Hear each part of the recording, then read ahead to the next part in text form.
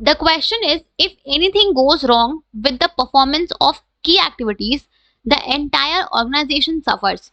Therefore, the organization should focus on them. Explain the statement with suitable example. तो यहाँ पे question में given है कि अगर कुछ भी आपका गलत होता है with the performance of the key activities, then in that case पूरा ऑर्गेनाइजेशन जो है वो सफर करता है। ठीक है, इसीलिए ऑर्गेनाइजेशन को उन की एक्टिविटीज पे फोकस करना चाहिए। आपको इस स्टेटमेंट को एक्सप्लेन करना है एग्जाम्पल के साथ। तो यहाँ पे इस स्टेटमेंट में बेसिकली आपके क्रिटिकल पॉइंट कंट्रोल के पॉइंट को हाईलाइट किया गया है। ठीक है, यहाँ पे importance of critical point control को बताया गया है, राइट। बिकॉज सी, ये जो आपका जब भी हम कंट्रोलिंग का फंक्शन परफॉर्म करते हैं तो वहां पे हम जब डेविएशंस को एनालाइज करते हैं तो उस पॉइंट ऑफ टाइम पे हमें दो प्रिंसिपल्स को ध्यान में रखना चाहिए। एक आपका क्रिटिकल पॉइंट कंट्रोल, दूसरा आपका मैनेजमेंट बाय एक्सेप्शन। ठीक है, तो यहाँ पे जिस प्रिंसिपल की बात की जा रही है वो है आपका, जिस कंट्रोलिंग प्रिंसिपल की बात की जा रही है वो है आपका critical point control. Critical point control.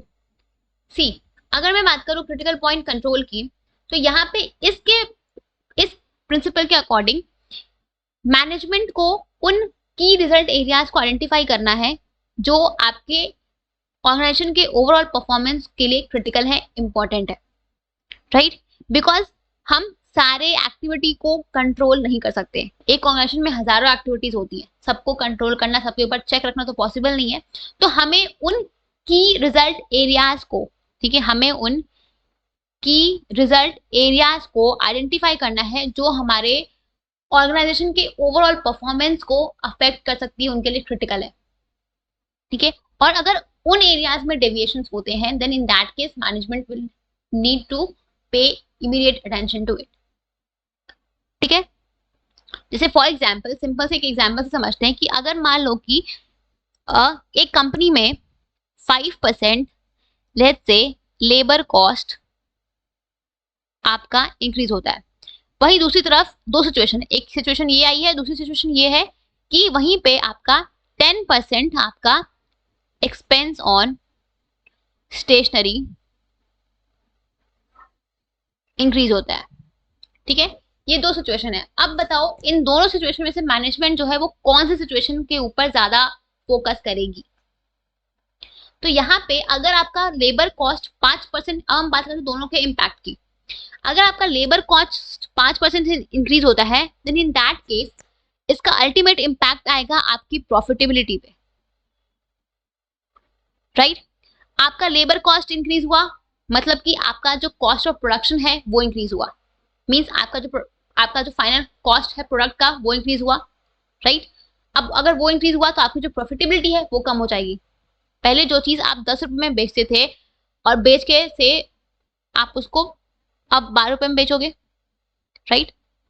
अब बिकॉज आपका, लेट्स से एग्जांपल दोबारा समझाती हूँ, देखो मान लो कि आपने कोई गुड्स बनाया 10 रुपए में, आपने उसको मार्केट में बेचा था 15 रुपीज में। ठीक है, तो यहाँ पे आपकी प्रॉफिट थी 5 रुपीज की। ठीक है, बट जब आपका लेबर कॉस्ट 5% से इंक्रीज हुआ तो आपके उसी प्रोडक्ट का दाम हो गया 12 रुपए। अब आपको बनाने में उसको लगते हैं 12 रुपीज, तो आप उसको बेचते हो 15 रुपीज में अभी भी। देन इन दैट केस आपकी जो प्रॉफिटेबिलिटी वो कितनी हो जाएगी, 3 रुपीज, क्योंकि आपकी जो प्रॉफिटेबिलिटी है वो डिक्लाइन हो गई, राइट।